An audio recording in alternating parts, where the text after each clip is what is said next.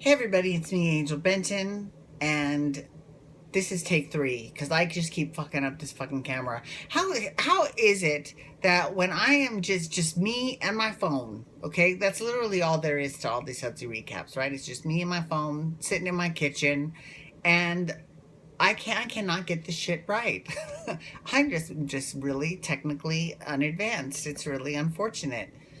Today was a good day for me. I did quite a bit of laundry, but I was able to work smarter and not harder, and I was able to roll a lot of the clothes to the laundry room, which for some reason I've got the key that to not the laundry room that's closest to us, but the next one. So I've got to walk all the way and schlep it. And normally I am an idiot and I actually carry all my clothes, but this time I use my luggage, which has the wheels on it, to carry my laundry. So that was very smart on my part.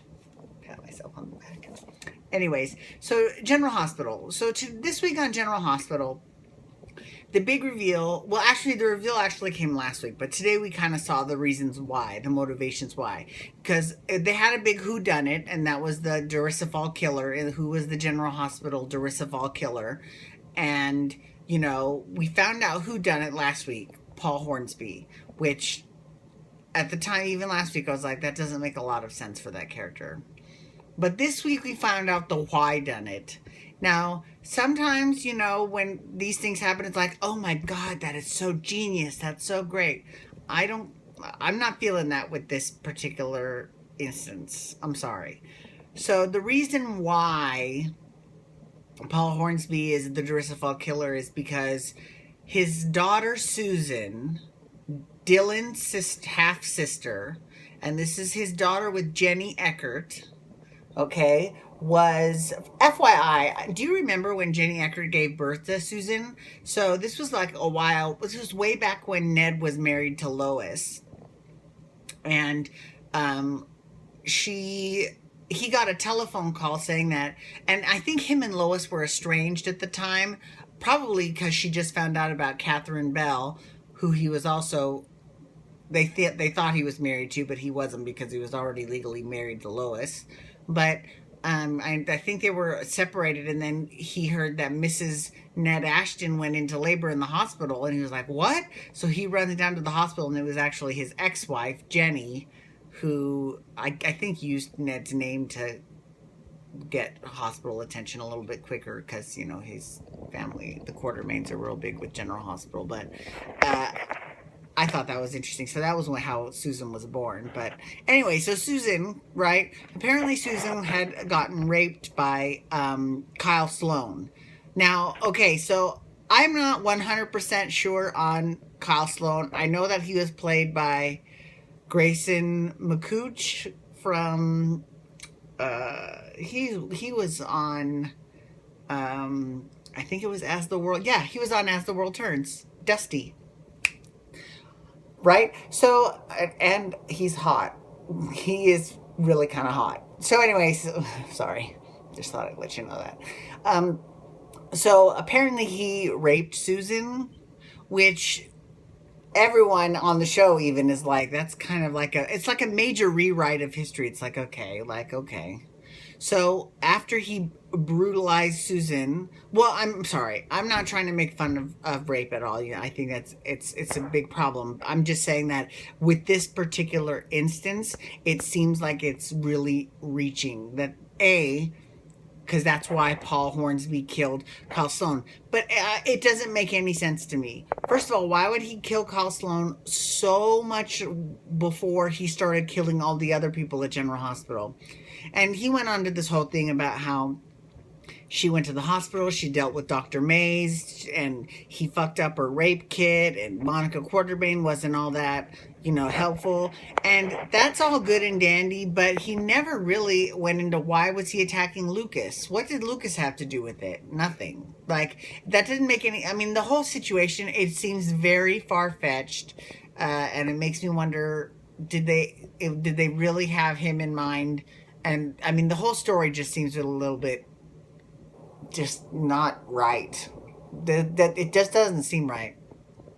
And they finished last week with Tracy Quartermain. Well, actually, they finished the week with Dylan busting in on Tracy Quartermain because he was just about to kill Tracy Quartermain because she'd figured it out.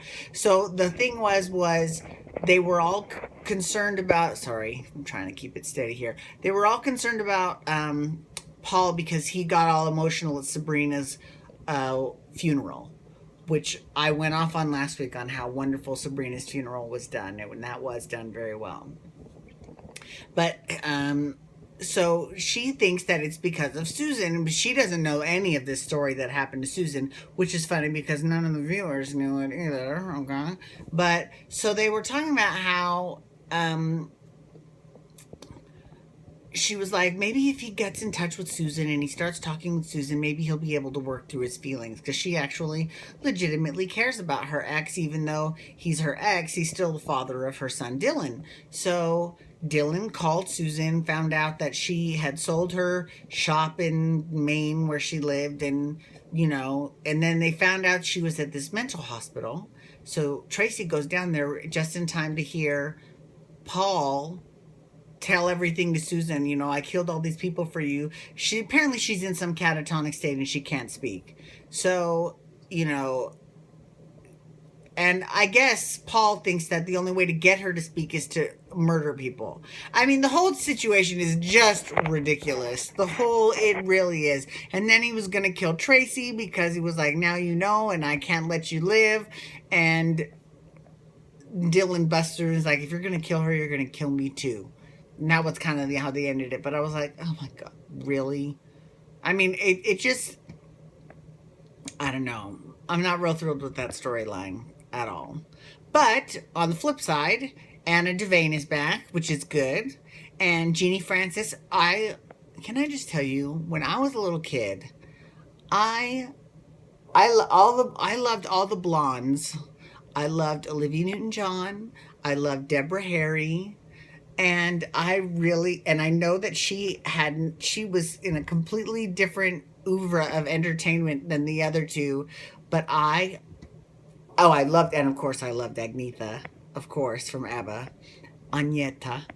But I loved me some Jeannie Francis. She was Laura. She was just gorgeous and beautiful, and she still is. I mean, she's great. I really enjoyed her. So anyways, I one day I hope to meet her. She seems like a cool chick. Plus, when you found out that she, like, back in the late 70s, early 80s, she was a total cokehead when she was like a teenager, and she came out with all that stuff a while ago, but I was like, ooh, she was spilling some tea. I loved it. I love her. I think she's great. So she's back. So she came back at the end of the week, and as well as Anna Devane. So that's good. In terms of Michael Corinthos, he's basically he bought a paper online and then turned it in, and now he needs it scrubbed because he didn't realize that the site he turned it into searches for papers online, and if they find it, then he gets expelled for cheating, which he doesn't want to get expelled. He'd rather take a 0 for the test. So he calls Spinelli to have Spinelli look into getting the data scrubbed so that he doesn't. I mean, that whole situation again, it seems like it's a little bit, I don't know. I feel like that was just given to Ava to give Ava something to do. But she's got plenty to do. She doesn't need all that. She's got Julian's trial that she's kind of sort of involved with, sort of. And because of Nicholas Cassadine, and that was actually really good, the way that they wove her into other people's stories. Because, before she was kind of just really on Sunny Corinthos Island, in terms of characters that she dealt with. But when she met up with Nicholas, she then became involved with a whole other group of characters, which that was genius. That was actually very well written.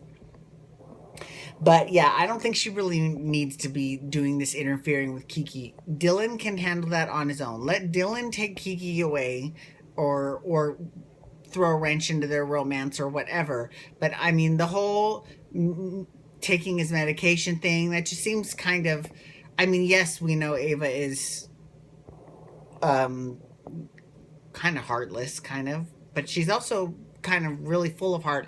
I don't know. She's a dichotomy. I enjoy that about her, though.